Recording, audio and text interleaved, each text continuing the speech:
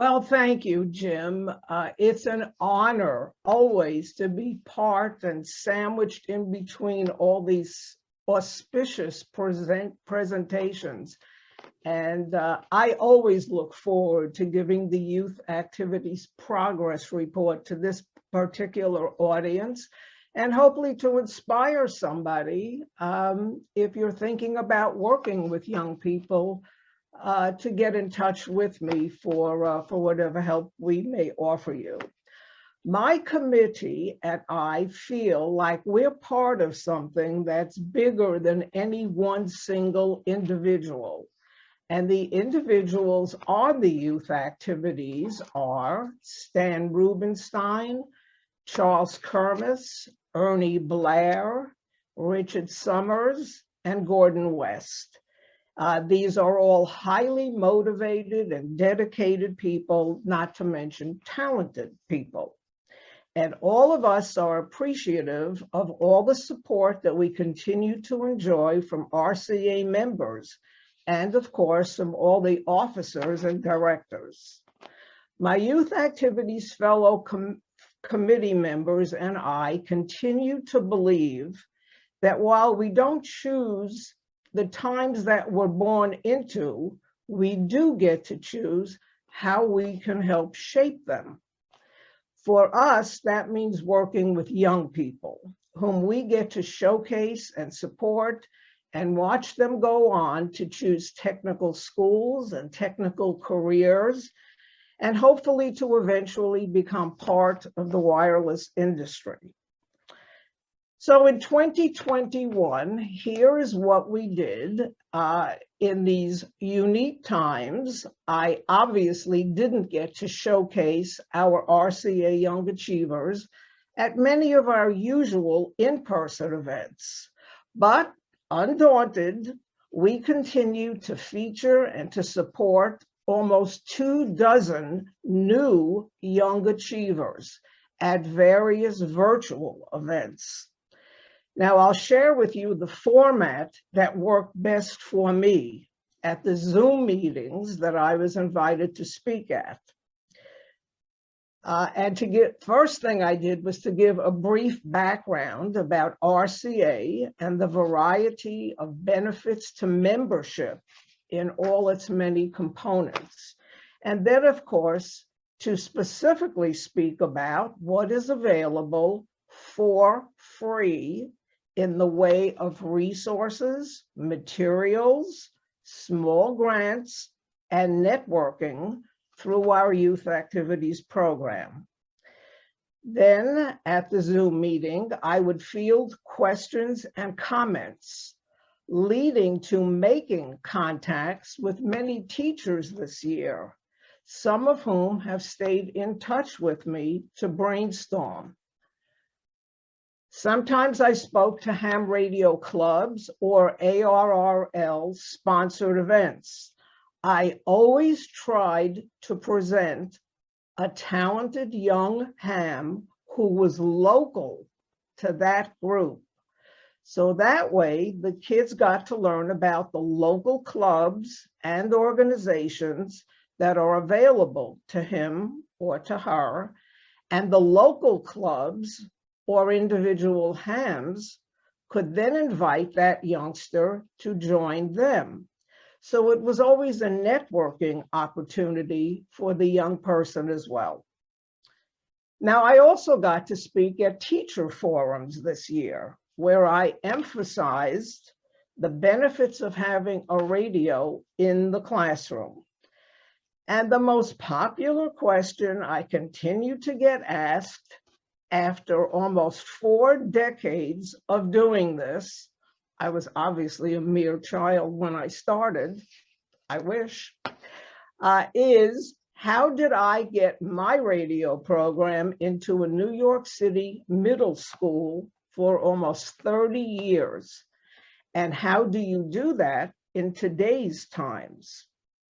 Well, the oversimplified answer to that is my introduction to amateur radio program was taught to 6th, 7th, and 8th graders as an enrichment program. not as a licensing class. I would tie our radio experience into the school's curricula for all 3 grades. And I made sure that every day was a fun and an educational experience for the more than 400 students a term that came through my program. And then I would invite anyone in the Zoom audience to contact me so that we could brainstorm the best way to approach a school administrator in their particular school district and location. I also encourage clubs or individuals to go into vocational or trade schools. And I absolutely encourage hams to go into underperforming schools where the children may not have role models. And I encourage them, the hams, to become one. Now, no one needs to reinvent the wheel about getting a radio into a school. There are tried and true methods that we can help with, even if it's just to do a one-time radio demonstration. My advice, always get your foot in the door, and then the possibilities are endless. It can be taught as a club, as an enrichment program, as an elective, or a licensing class, or many other creative approaches. Because in the school, my opinion, that's the best audience. It's a captive audience. So I did many virtual presentations in 2021. In February, I moderated the Hamcation Virtual Youth Forum and showcased Audrey McElroy, who you will be hearing from soon, who spoke about motivating girls into STEM programs through ham radio.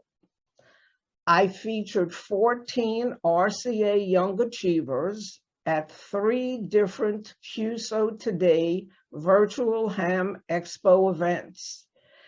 And they got to speak on some fascinating topics, such as experimenting with digital modes, getting ham radio into high schools. I love this one, working with Congress for a National Amateur Radio Operators Day to remember the frontline radio operators who worked tirelessly to help during the pandemic with communications, and getting ham radio into STEM and STEAM programs. In August, I got to feature Audrey and Jack McElroy live at the well-attended Youth Forum in Huntsville, at the Huntsville Ham Fest in Alabama. In 2021, we also ran the Young Ham Lends a Hand contest, which rewards a young ham who has volunteered to help an elderly person, military personnel, his or her community somehow, or is involved with recruiting other young people into ham radio. Now, this year, we had many, many good nominees, and so we chose 2 winners. One who volunteers to teach ham radio to kids at a kids' museum, and the other one who volunteers to do emergency communications in his local community. And they each received a $100 check from RCA Youth Activities. In February, I was on a committee that got to choose, this is always strange for me, the 2021 winner of the Carole Perry Educator of the Year Award. This year, that award went to Neil Rapp, WB9VPG, who has created many opportunities for young hams to participate in national and international radio events. And over 3,600 students and parents have gone through the high school radio class that Neil teaches. This award is listed on the Hamcation website in May, along with the nomination forms, and that is due in November of every year. The award is given to an individual who has made an outstanding contribution educating and advancing youth in amateur radio. So be sure to recommend and nominate a teacher, instructor, scout leader, or youth group leader who meets the criteria that is listed on the Hamcation website for next year. In September, I chose the winner for the IWCE RCA Young Achiever Scholarship Award. That went to Dhruv Reba, who we have sponsored and showcased since he was 7 years old. He holds dual citizenship in India and the United States, and he has spoken at least at a dozen of my youth forums across the country during the years. Well, he now has a 5-page resume as he interviews for MIT. You gotta love it. A new initiative that I worked with Alan Spindell and the RCA Scholarship Committee this year was to create the RCA Young Achiever Scholarship Program. This is to be awarded to qualified students in vocational, secondary, college, or graduate school for educational purposes. And proudly, that application form is now on our website. Well, one of the reasons that I love participating in this particular event is because I get to share with you the finished product of all our youth activities efforts. I get to present one of our RCA Young Achievers who is already a young adult on their way to great success, either in a technical school or a technical career choice. Well, this year I had chosen Austin Schaller to be our Young Achiever presenter today. Austin Schaller has asked me to convey to you his appreciation for having been invited to be an RCA Young Achiever presenter at this technical symposium. But he regrets that for compelling reasons, he cannot be a presenter this year. But what an interesting story. I showcased Austin in 2009 when he was 14 years old at my Dayton Hamvention Youth Forum, where he spoke about his research with fractal antennas, which led to an RCA member in the audience telling Chip Cohn about it, which led to an invitation to Austin and myself to attend Dr. Cohn's lab so that Austin could see for himself where the original fractal antenna research took place, only in ham radio. Now, Austin has stayed in touch with me through the years, and today he is a microwave design engineer at Ball Aerospace. So we wish him well and continued success, and he is another example of the finished product of the young people that we sponsor. And you will soon be amazed by today's young achiever, who is going to be the speaker for today. And if I have said anything that inspires you to know more or to do more, please be sure to contact me. And now I must leave you with today's homework assignment. Number one, I would ask that you recommend any talented, technically talented, creative, and passionate young ham that you may encounter, that you recommend them to contact me so that perhaps I could feature them at one of my youth forums or the other venues that I can plug them into. Two, I would ask you to nominate an outstanding ham radio operator, educator for the next year's Hamcation Carole Perry Educator of the Year Award. The applications go on that Hamcation website in May. And the third thing that I would ask you to do is please check out our RCA Youth Activities program on the RCA website and send interested age-appropriate youngsters to the application for an RCA Young Achiever Scholarship Grant. And like any good teacher, I will end having given out the homework assignment, and I will turn it over to you, Tim, if anybody has any questions. Thank you, Carole. Barney, do we have some questions for Carole? Yes, we do. One question, I know you have given some examples, Carole, of your success stories.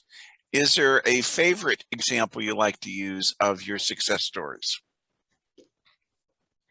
Well, when you say success, as any teacher knows, there's so many areas that you can consider what you've done to be successful. One small example that I'll give you, because ham radio, as we all know, can lead into so many different directions. One of the students that I had came back years later as an adult to my classroom to tell me that he now is working on the Hubble telescope at the Goddard Space Center, and that he never would have known what radio astronomy was had it not been for his time in the ham radio class. That's just one small example. But my favorite, from an educator's point of view, which is how I always conducted the classes, my favorite influence on a young person's life was, years ago, I was giving my presentation at a middle school in Lantana, Florida. And I went through the entire gifted track at that school. It was a middle school. And because it was Florida, my presentation geared around the astronauts and the space program and its relationship with amateur radio. And on a break in the teacher's lounge, I said, instead of just sitting here in between classes, I volunteered to give a presentation at the group of teachers who have special needs students. And so I ended up in a program for autistic children. And the teacher said, oh, but they won't understand any technical thing. I said, don't worry about it. And I showed a homemade video that one of the astronauts had presented me at some point, where the astronauts are having food fights and zero gravity on the space shuttle and all the fun they were having. And of course, I adapted everything that I said and showed to these students. Well, there was a little boy in one of the classes, Andrew, and Andrew does not speak. Not because he cannot, but because he chooses not to. So I gave this whole big astronaut space and how the children in my program got to speak on several occasions to the space shuttles. from the Sarex program years ago. At the end of the presentations, Andrew came up to me to thank me for showing him the movie of the astronauts having food fights in space. Well, I was thrilled that he spoke, obviously. And a week later, purely by chance, I was doing a youth forum at a convention in Missouri, and astronaut, silent key now, unfortunately, Steve Nagel, N5RAW, was good enough to come and speak at my youth forum. And we were having a coffee break when the teacher of that class a week ago contacted me to let me know that Andrew has not stopped speaking about space and how you can talk to astronauts if you have a radio, and thanked me for whatever this breakthrough was inspired by the presentation talking about the radio. Well, of course, I shared that with Steve Nagel, Astroham Steve Nagel. He immediately took out a photograph of himself and autographed it to Andrew, saying, "Study hard in school and someday you may be part of a space program." Well, that got sent to the teacher who gave it to Andrew, who became a celebrity, whose mother stayed in touch with me for years later, thanking me for exposing him to something that obviously triggered something. That's my favorite educator story.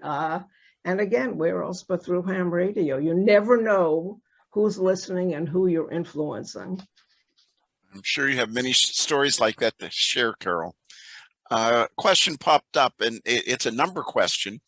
The first part is, over in a non-COVID year, how many different events would you have conducted, or in a non-COVID year? And then if you multiply that, how many years you've been doing this? How many kids have you touched? Well, from Hamcation alone, that I've done 32 youth forums, 32 years, featuring approximately 8 children each year. That's over 200. But for 30 years of teaching, I got 900 students a year. Now, don't forget, it was a mandatory class. It wasn't taught as an elective. In 6th, 7th, or 8th grade, you were coming through Introduction to Amateur Radio. So that's incredible. That's probably 25,000 kids who came through the program. And always in the back of my head was, it certainly was not taught where you had to get a license exam. That was an honor if you impressed me enough that I wanted you to be in my hobby. But always in the back of my mind was, this child may grow up someday to have to vote on an antenna ordinance. And you want them to have a very positive idea and feeling about what amateur radio is, or they could grow up and marry a ham, and heaven knows that requires a lot of understanding. So I always wanted that positive attitude about it, and you're talking thousands and thousands of kids. How many events I do? Well, Zoom. When it's a normal year, I do most of the major conventions across the country, from California to Florida to Dayton, of course. I have 32 years at Dayton doing the Instructors Forum and the Youth Forum there. And then I'm always doing local, or if it's local clubs. But I always think back to the Portage Amateur Radio Club, which Tim is aware of. An invitation came to go to Ohio, and he convinced me, the person who invited me, that they were very actively involved with the youth program there. And so I went to the local club. If I get a good vibe that will be a successful and meaningful trip, I'll go to local clubs. And I love that club. I've stayed in touch with them through the years and done a lot of events with them. So it's different from one year to the next. But I will tell you, Barney, that on an average, in a normal year, I am at Newark Airport twice a month. Amazing. A question came up, but I'm sure all of us been asked this question at one time or the other, is how did we get, you in particular, get interested in starting amateur radio? Okay. Attention all females in the earshot. Years ago, I worked at an electronics manufacturing company. And the engineers there had their own little ham shack at the facility, and they would let me go up, and I used to watch them speaking and having fun, talking to people all over the world. And they would let me get on from time to time, and I loved it. And one day I happened to say, now this is the late 70s. One day I happened to say, this is so much fun. I think I am going to get an FCC license too.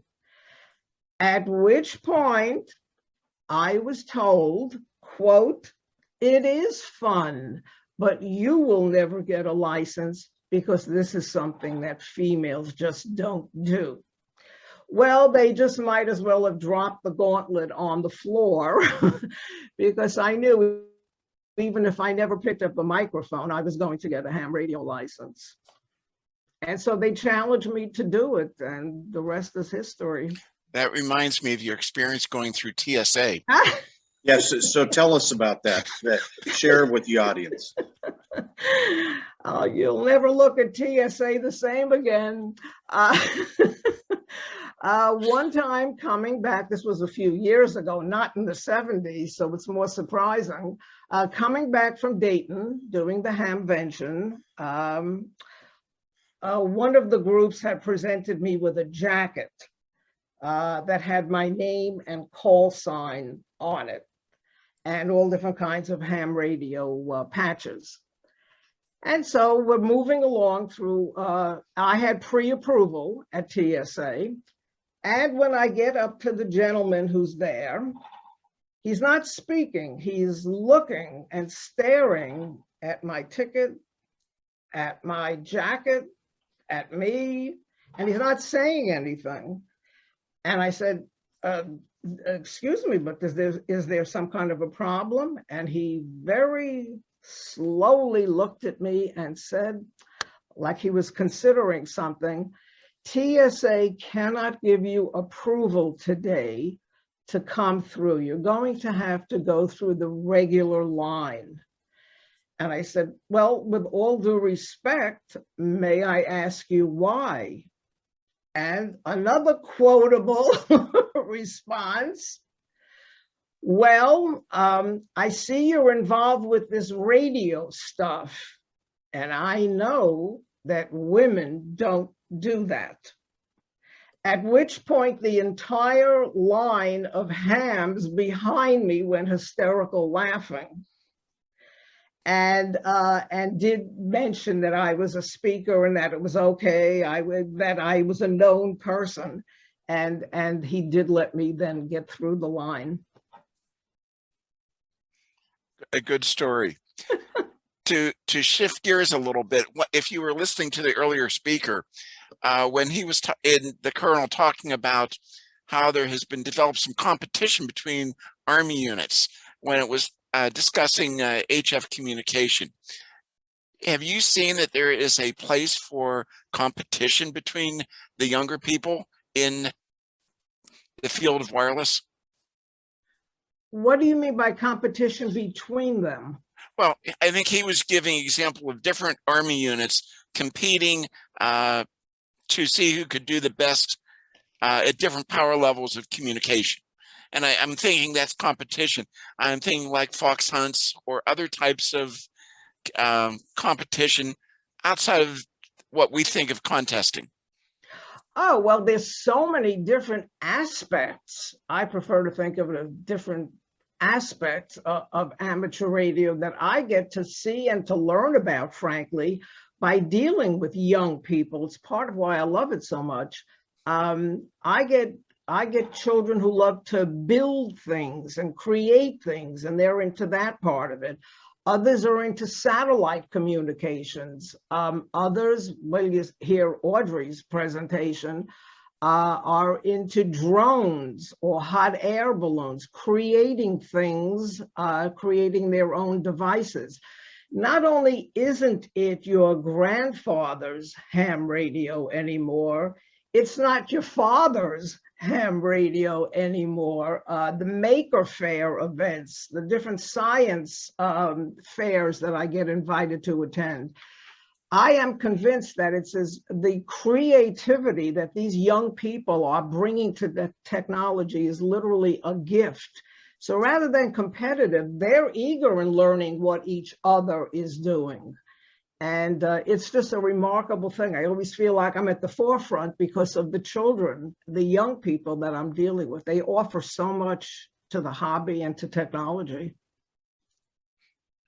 Carole, are there any, other than contacting you directly, are there any websites or resources available for people who want to learn more of the opportunities of sharing wireless with younger students? Oh, absolutely. On a slow week, I'll get 7 to 10 inquiries from people with youth groups, teachers, or a ham who just got inspired by hearing something at today's symposium. First of all, I'm happy to steer you toward any of this. If you want to know more about where youth forums exist and youth nets where the children can meet with each other, definitely contact me and I can steer you toward these. There's the CERT youth program, and I'll be happy if anybody contacts me to forward all this. My email is my call sign, WB2MGP, Mighty Good Professor, at gmail.com. And I'm happy to steer you with the direct links to the ARRL, of course. And there's so many, NASA. There's so many places where young people are being invited, and you can gain resources and teachers, a lot of teacher groups as well. So I'm happy to provide all that to get you started. Thank you. A question popped up. Has there been any ideas or work to gain ham radio into children and science museums across the country? Oh, absolutely. I've been doing that for years. In fact, that's how I got involved years and years ago with a QCWA meeting held at a kids' science museum in Florida, which led eventually to my becoming involved with QCWA youth activities. Yes, children's museums, obviously. In Philadelphia, there's a fabulous science museum geared toward please touch type museums, not please do not touch. And many ham radio lessons and licensing classes are being given at these science and children's museums. I speak at many of them in normal times.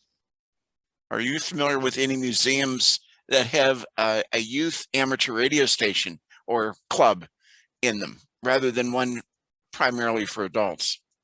Yes, in fact, many of them. Just contact me. I'll send you the links. I'm looking for another question here. I'm running out of thoughts myself too. You do so much. Oh, one question came up. Rather than, it sounds like the question more directed towards events rather than individuals. Can you comment on memorable events that you've experienced? Well, in fact, I was speaking the other day to Ron, a fellow RCA director, where he was saying how from where he lives in Florida, he has a good view when he sees launches take place at the Kennedy Space Center. One of the most fabulous experiences of my life was getting invited on 2 separate occasions by 2 different astronauts to view a launch of 2 different space shuttles in person. That was the thrill of a lifetime. I was literally 2 miles away from the launch pad.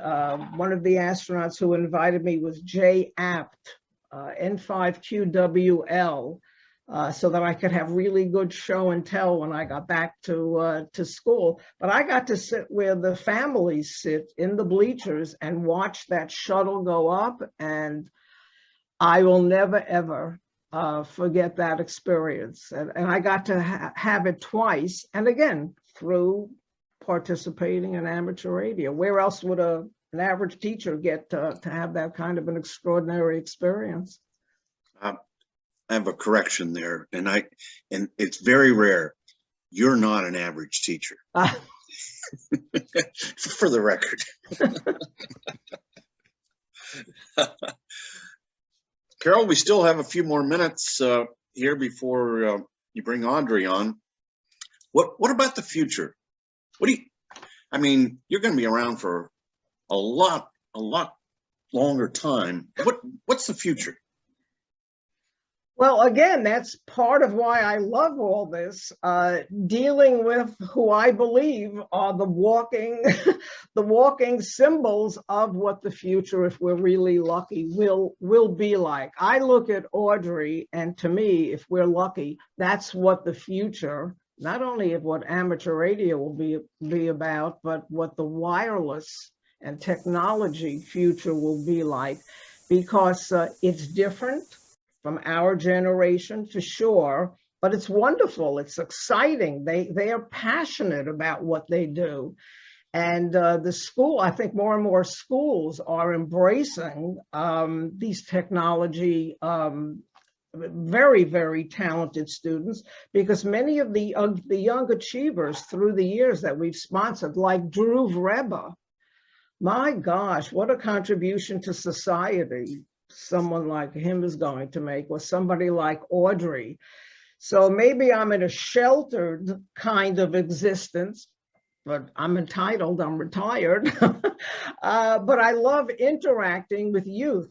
To me, that's represented, as I said at the beginning, you don't get to choose the times that you're born into, but you do get to choose how you can help shape them. And through RCA's support of these young people, you know, I always make the comparison to a beautiful flower.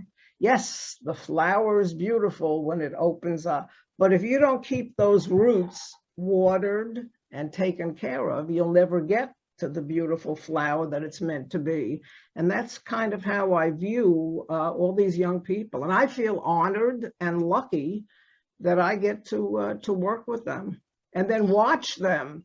The amazing thing is they stay in touch with us. And so we get to see them, as I said before, as the finished product of when we did show them the support. So let's talk a little bit about some of your public appearances that are coming up now that things are a little bit more under control in the new normal. In 2022, where can we go to see Carole Perry? Well, I live in Staten Island. Take the ferry, it's free these days. Well, anybody coming to my neck of the woods, and I say this in all sincerity, always contact me. I'm happy to either go into the city or have you come here. The next live, please, presentation that I'm booked for is Hamcation in February.